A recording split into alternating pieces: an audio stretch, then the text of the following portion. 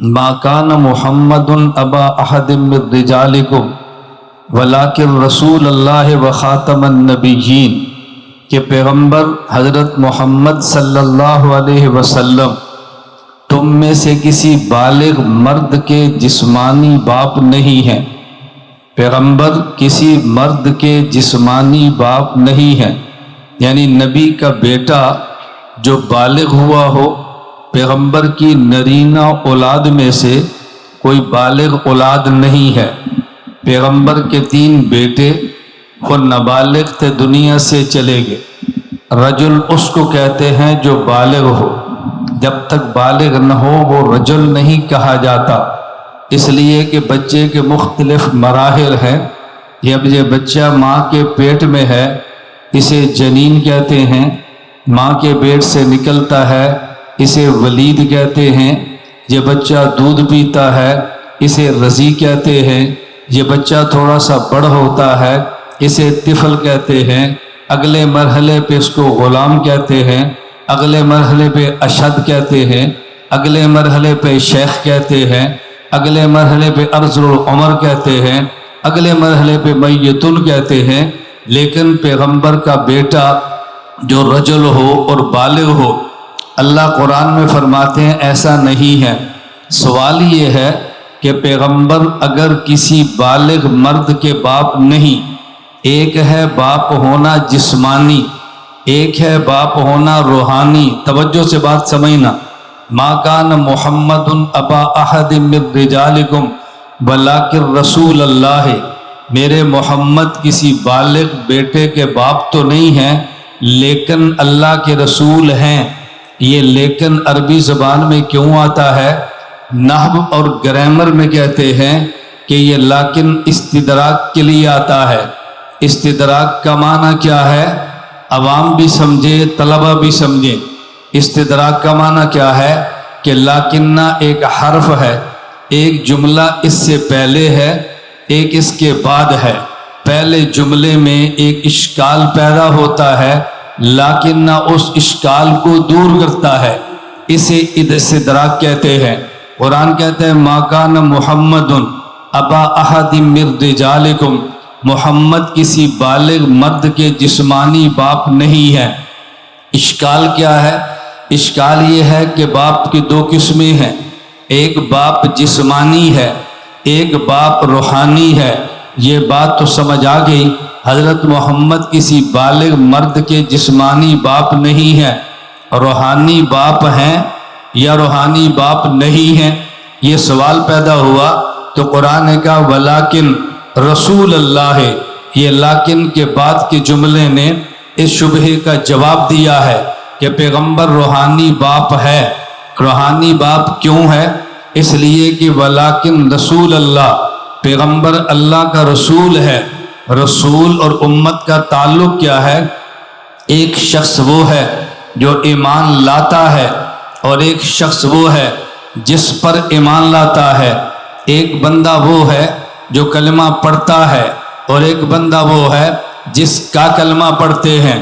ایمان اس کا بھی ہے جو لا رہا ہے، ایمان اس کا بھی ہے جس پہ لا رہا ہے، ایمان اس کا بھی ہے جو کلمہ پڑھ رہا ہے، ایمان اس کا بھی ہے جس کا کلمہ پڑھ رہا ہے۔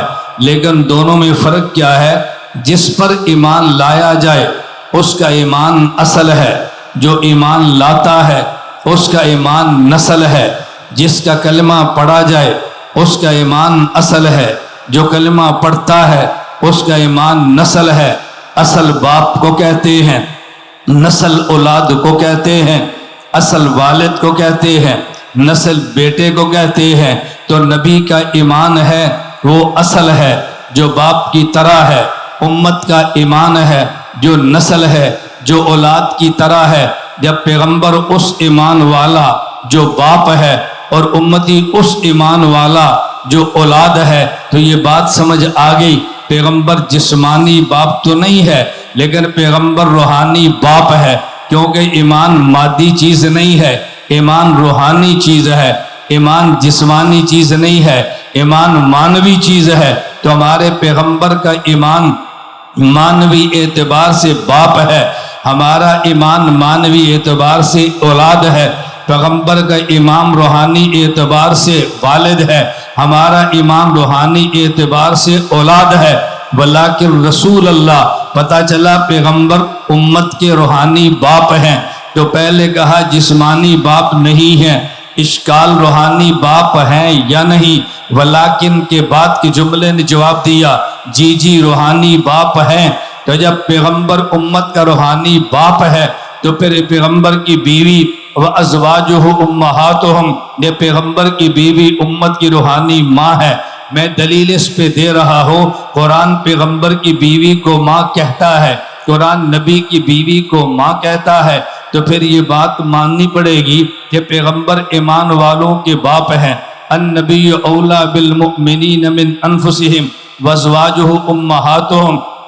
یہاں پر ایک بحث چلی ہے اور یہ بحث آپ کے بنگلہ دیش میں بھی ہے۔ میں کسی کی تردید اور تائید کی بات نہیں کرتا، میں علمی بات کہنے لگا ہوں۔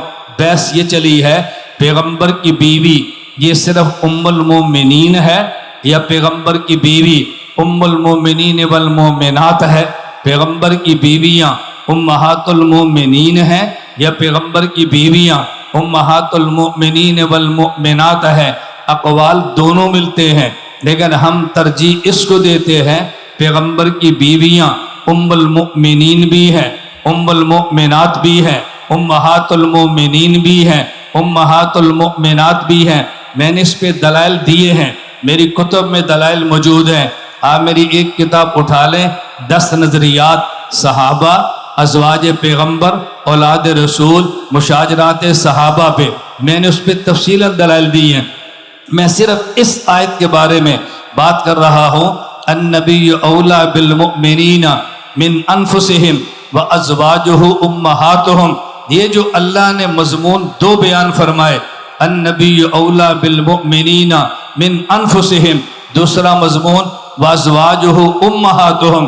یہ جو پہلا مضمون ہے کہ نبی ایمان والوں کے لیے ان کی جان سے زیادہ عزیز ہیں، کیا یہ صرف ایمان والے مردوں کے لیے ہے یا ایمان والی عورتوں کے لیے ہے؟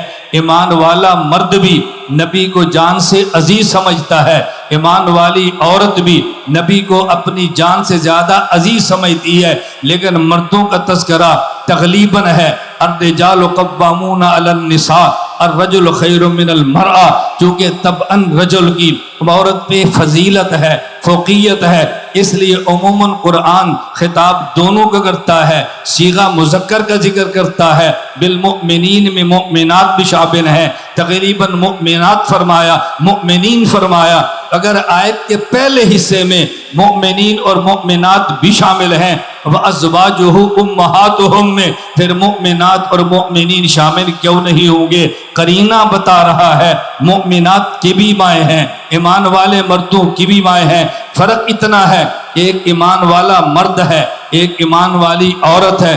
پیغمبر کی بیوی ان دونوں کے لیے ماں ہے، لیکن حیثیت الگ ہے، یہ امہات المؤمنات ہے، صرف ایک وجہ سے، عظمت کی وجہ سے، احترام کی وجہ سے، تکریم کی وجہ سے، اور ایمان والے مردوں کی ماں ہے 2 وجہ سے۔ نمبر 1 تکریم کی وجہ سے، نمبر 2 نکاح کے حرام ہونے کی وجہ سے۔ پیغمبر کی بیوی ایمان والے مردوں کی ماں ہے، کیا معنی؟ احترام کریں ماں کی طرح۔ نمبر 2 ان کا رشتہ ان سے حرام ہے نکاح کا، ماں کی طرح، لیکن پیغمبر کی بیوی کی ماں ہے، صرف احترام کرے ماں کی طرح، رشتے کا تو سوال ہی وہاں نہیں ہے۔ یہ تو جی میں نے پیش کی ہے بات سمجھانے کے لیے۔ آگے چلیں، النبی اولا بالمؤمنین النبی اولا بالمؤمنین من انفسہم وازواج امہاتہم۔ پیغمبر کی بیوی سے، پیغمبر کی وفات کے بعد ان کی پیغمبر کی بیوی سے مومنین کا کسی مرد کا نکاح جائز نہیں ہے۔ نکاح کے جائز نہ ہونے کی وجہ کیا ہے؟ میں علماء سے کہا کرتا ہوں، ایک یہ ہے کہ قرآن کہتا ہے کہ تم پیغمبر کی بیوی سے ان کی وفات کے بعد نکاح نہ کرو، بات ختم ہوگی۔ جب ہم اس کی وجہ بیان کرتے ہیں کہ جی پیغمبر کی بیوی سے مومنات، پیغمبر کی بیوی سے پیغمبر کی وفات کے بعد کسی کا نکاح جائز نہیں ہے، ایک ہے قرآن کہتا ہے، پھر ہم اس کی وجہ بیان کرتے ہیں۔ وجہ 2 بیان کرتے ہیں۔ نمبر 1 وجہ کہ پیغمبر کی بیوی سے امت کا نکاح اس لیے حرام ہے کہ وہ ماں ہے۔ میرا سوال ہے، یہ ماں جسمانی ہے یا ماں روحانی ہے؟ کہتا ہے جی ماں روحانی ہے۔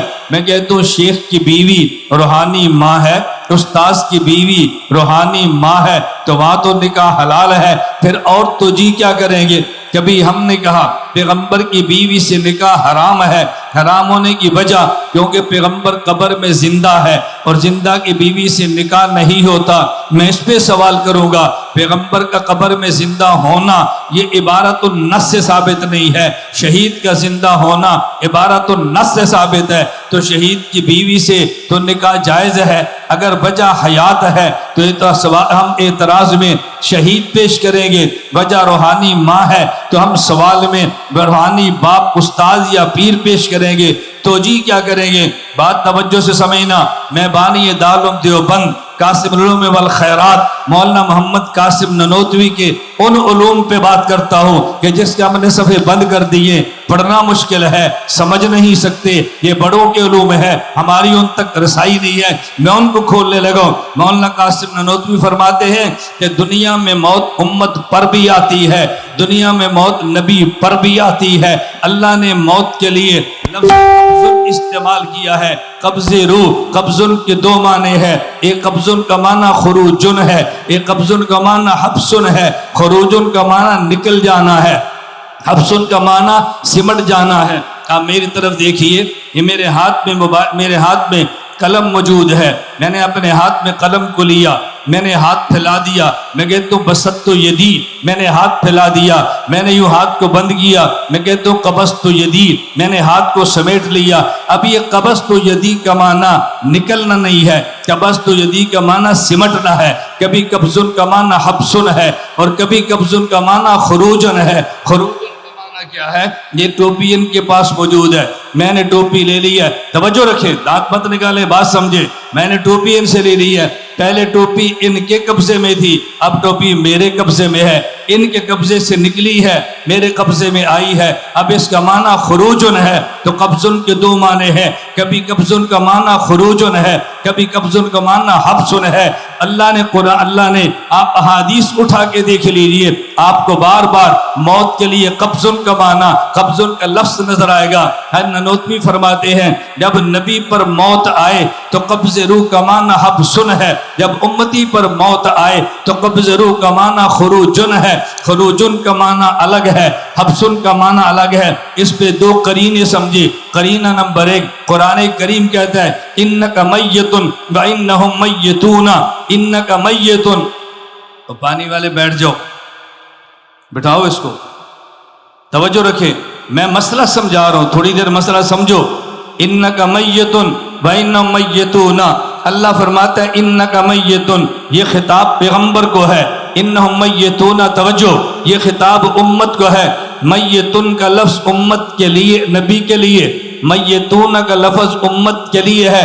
بھئی میتون بھی لفظ ہے، میتون بھی لفظ ہے، اگر جو معنی میتون کا ہے وہی معنی میتون کا ہے تو مولانا قاسم ننوتوی فرماتے ہیں قرآن کو کہنا چاہیے تھا انکا وہم میتون، لفظ ایک مرتبہ میتون آ جاتا، نبی کے لیے میتون آیا، امت کے لیے میتون آیا۔ اور بلاغت کا قاعدہ سمجھیں، اگر لفظ ایک آئے اور اس کو دوبارہ ذکر کریں جسے تکرار کہتے ہیں، ایک لفظ کو دو بار ذکر کرے اور معنی ایک ہو اسے تاکید کہتے ہیں، ایک لفظ کو دو بار کہے معنی الگ الگ ہو اسے استیناف کہتے ہیں۔ توجہ رکھیں، ایک لفظ دو بار ہے، تکرار ہے، معنی ایک ہو اسے تاکید کہتے ہیں، لفظ ایک ہو دو بار آئے تکرار اور معنی الگ ہو اسے استیناف کہتے ہیں۔ اور بلاغت کا قاعدہ یہ ہے استیناف تاکید سے اولا ہے، میتون کا معنی بھی وہی ہے،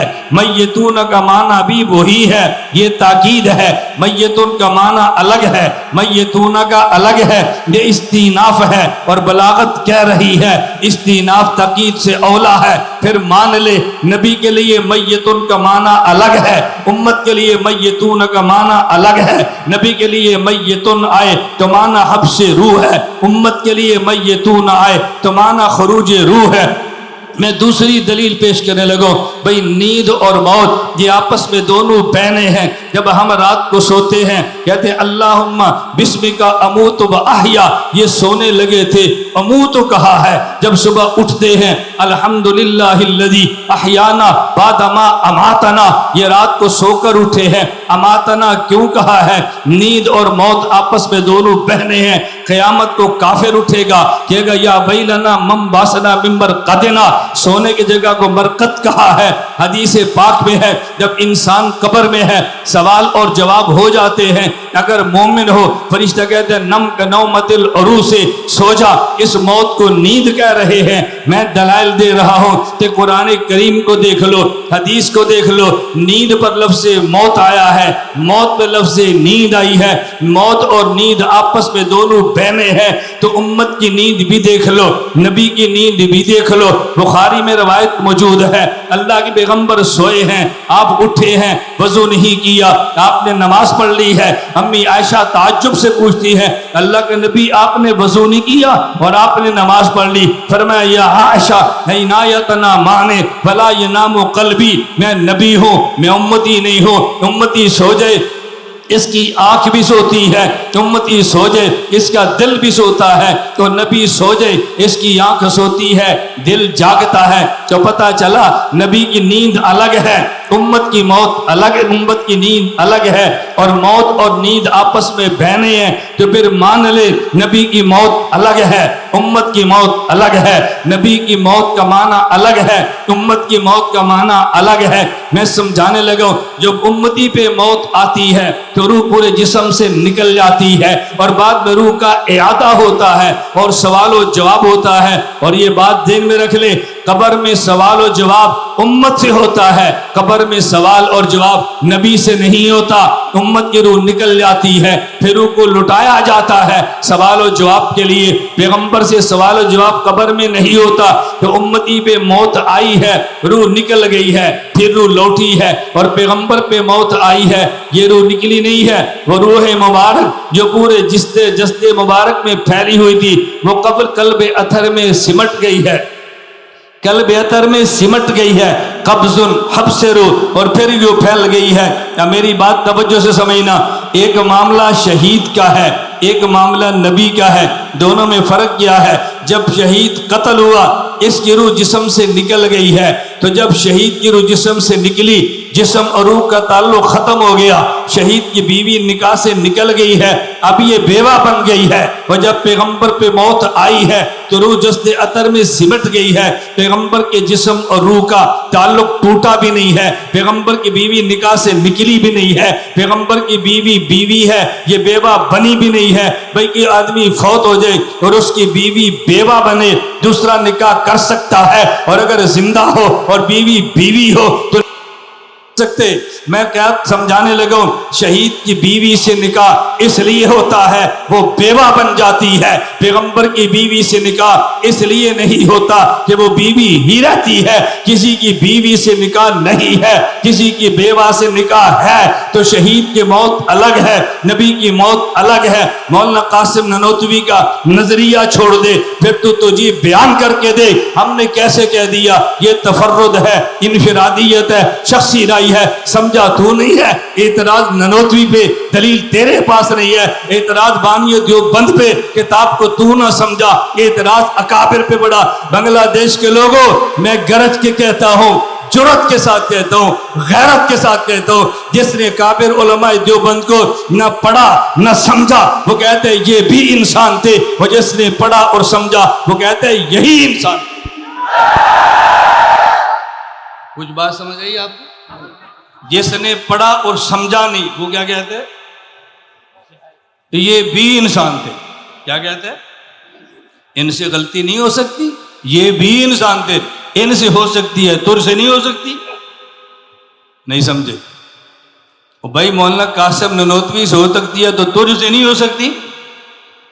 جنہوں نے اکابر دیوبند کو نہیں پڑھا وہ کہتے ہیں، لفظ یاد رکھو نا، جس نے اکابر علماء دیوبند کو نہیں پڑھا وہ کہتا ہے یہ بھی انسان تھے، وہ جس نے پڑھا اور سمجھا وہ کہتے ہیں یہی انسان تھے.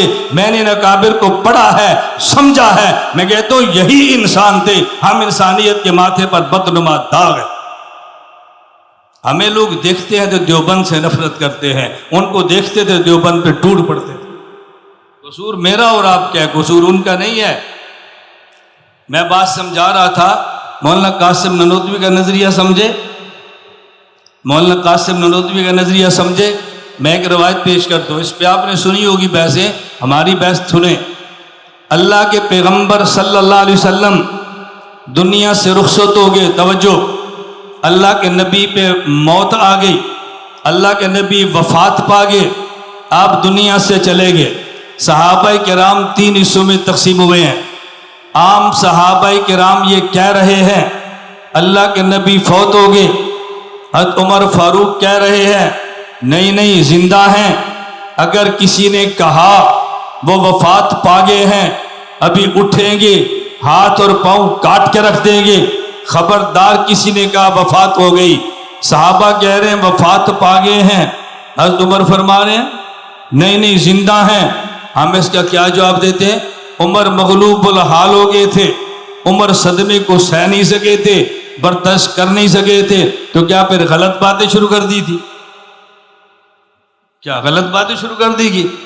کیسی بات آپ کرتے ہیں حضرت عمر کے بارے میں؟ اللہ کے نبی فرماتے لو کان بعدی نبی لکان عمر, میرے بعد اگر کوئی نبی ہوتا تو عمر ہوتا. اور آپ کہتے ہیں نہیں جی عمر ایسی باتیں کر گئے, صدمے سے دوچار ہو گئے, تو صدمے سے دوچار ہو کے حق کہنا چھوڑ دیں گے. یہ عمر کی شان بیان ہو رہی ہے. حضرت عمر کے بارے میں سمجھیں. میں درمیان میں بات یہ کہہ دوں, لو کان بعدی نبی لکان عمر, اگر میرے بعد کوئی نبی ہوتا تو عمر ہوتا. چونکہ میرے بعد کسی نبی نے پیدا نہیں ہونا, عمر کو نبوت نہیں ملی.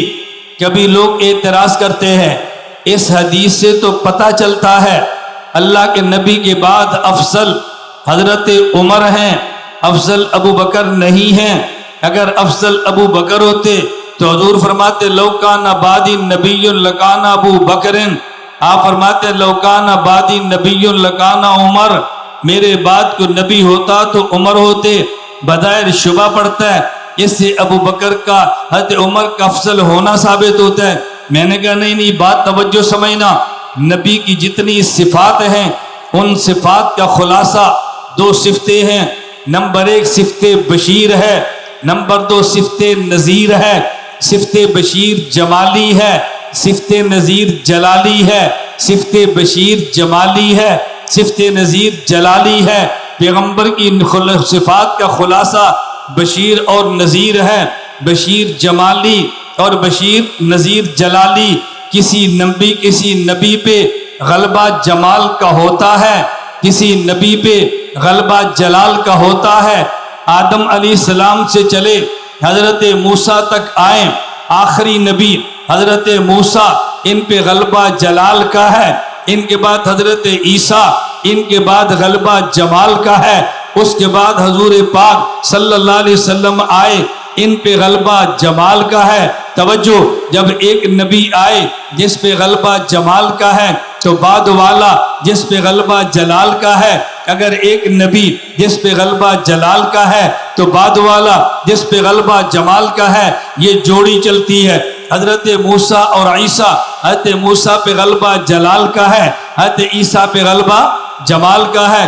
بعد میں اللہ کے نبی محمد آئے, ان پہ غلبہ جمال کا ہے. اگر ان کے بعد کو نبی آتا تو وہ آتا جس پر غلبہ جلال کا ہوتا. صدیق جمالی ہے, عمر جلالی ہے. صدیق جمالی ہے, عمر جلالی ہے. یہ فضیلت نہیں بتائی جا رہی, یہ بتایا جا رہا ہے کہ مثل بار اگر نبی ہوتا تو وہ آتا جس پر جلال کا غلبہ ہوتا. جلال کا غلبہ عمر پر ہے, ابو بکر پہ جمال کا غلبہ ہے. توجہ رکھنا, بات بڑھ جائے گی. میں جمال و جمال پہ بات شروع کروں گا, آپ کی مغرب کی اذان شروع ہو جانی ہے. اور میں اپنی گھڑی دیکھ کر بیان کرتا ہوں, میں آگے نہیں بڑھتا. میں جلال اور جمال کی بات نہیں کرتا. لوگ ہم سے پوچھتے ہیں اور بھائی تم یہ بتاؤ امام بخاری امیر المومنین فی الحدیث ہے، تم اس کی تقلید نہیں کرتے، تقلید تم کرتے ہو حضرت امام ابو حنیفہ کی۔ میں نے کہا میں آپ سے پوچھتا ہوں پیغمبر کے جانے کے بعد امیر المومنین فی الحدیث صحابہ میں کون ہیں؟ آپ کہتے ہیں ابو ہریرہ رضی اللہ عنہ۔ تو میں پوچھتا ہوں پھر اللہ کے نبی کے بعد آپ امام کسے مانتے ہیں؟ کہتا ہے جی ابو بکر کو۔ میں نے کہا امیر المومنین فی الحدیث تو ابو ہریرہ ہے، آپ نے ابو بکر کو امام کیوں مانا؟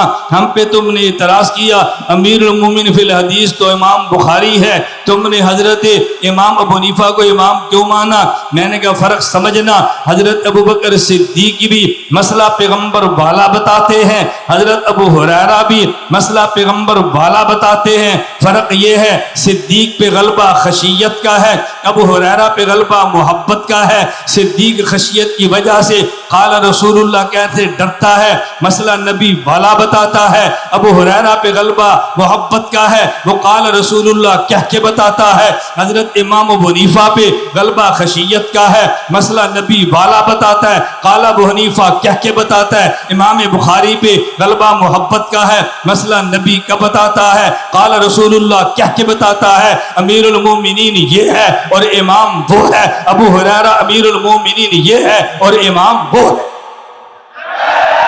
کچھ بات سمجھ آئی؟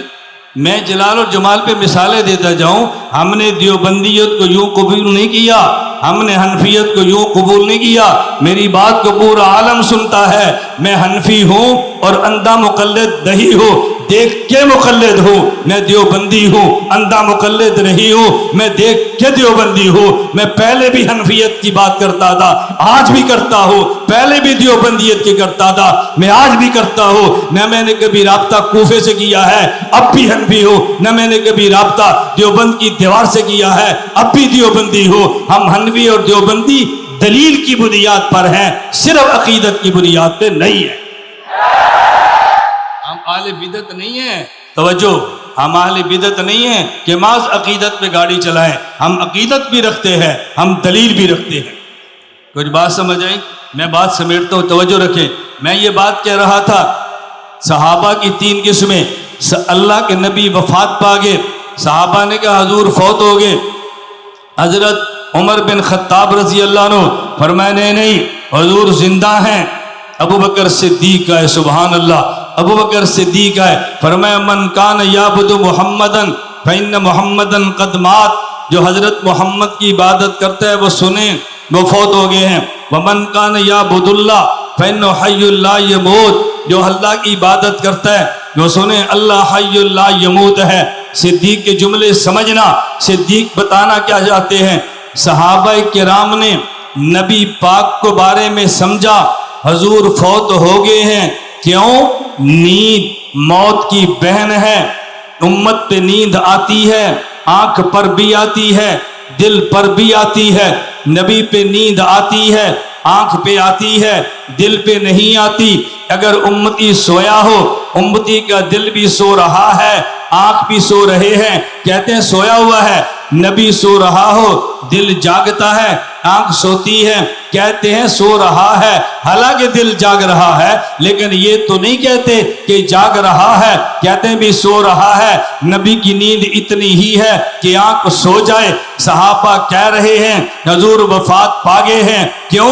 صحابہ کی نگاہ نبی کی آنکھ پر ہے، وفات پا گئے ہیں۔ حضرت عمر کہہ رہے ہیں نہیں زندہ، کیونکہ عمر کی نگاہ نبی کے قلب اطہر پر ہے۔ اللہ کے نبی فرماتے ہیں میری امت میں وہ ہوتا جس کے دل پہ الہام آتا ہے وہ عمر ہوتا۔ عمر کا دل کہہ رہا ہے اس کی نگاہ نبی کے دل پر ہے۔ کہا جی نبی زندہ ہے، توجہ رکھنا، بنگلہ دیش کے علماء توجہ رکھنا، میں تمہیں بات سمجھانے لگا ہوں، ننوتوی نظریہ سمجھو۔ پیغمبر کے صحابہ کی نگاہ نبی کی آنکھ پر ہے، کہا وفات پا گئے ہیں۔ عمر کی نگاہ نبی کے دل پر ہے، کہا جی زندہ ہے۔ صدیق آگے جو سے نبوت ہے، صدیق کی نگاہ آنکھ پر بھی ہے، صدیق کی نگاہ دل پر بھی ہے۔ کہ عمر آنکھ کو دیکھے تو فوت ہو گئے ہیں، دل کو دیکھے تو زندہ ہے۔ جس طرح نبی کی نیند اتنی ہی ہے کہ آنکھ پہ نیند آ جائے، دل جاگتا ہے لیکن کہتے ہیں سو گیا ہے۔ نبی کی موت اتنی ہی ہے، آنکھ پہ آ جائے، دل زندہ ہو، لیکن عمر کہنا یہی ہے کہ وفات پا گئی۔ کچھ سمجھ آیا؟ کہنا یہی ہے کہ وفات پا گئے ہیں. نیند بھی اتنی ہے اور نبی کی موت بھی اتنی ہے. النبی اولا بالمؤمنین من انفسہم. میں نبوت پہ ایک پہلو پہ بات کر رہا ہوں. النبی اولا. میں کبھی کہا کرتا ہوں کہ مجھے 4 گھنٹے چاہیے. میں بھی بنگلہ دیش آیا ہوں, میں نے چلا جاتا ہے. جلسوں کی اپنی ضرورت ہے, میری ضرورت کو سمجھو. میں طلباء سے گزارش کرتا ہوں عقیدہ سمجھو, اپنے مسائل سمجھو, دلائل سے سمجھو.